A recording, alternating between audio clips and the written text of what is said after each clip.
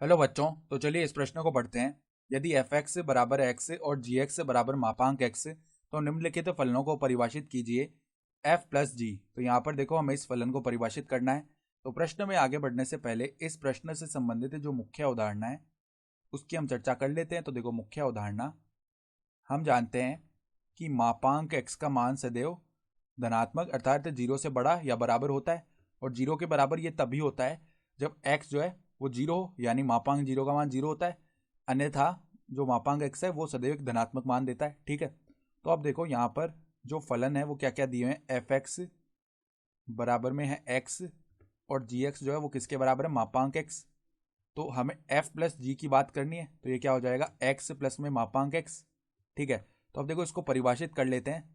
तो इसकी दो परिभाषा लिखते हैं। एक तो एक्स जब जीरो से बड़ा है या बराबर है, और जब एक्स जीरो से छोटा है। तो जब एक्स जीरो से बड़ा हुआ अर्थात धनात्मक संख्या है, तो यहाँ पर मापांक के अंदर देखो मापांक एक्स है, तो एक्स अब जब धनात्मक है तो मापांक के अंदर एक धनात्मक मान है।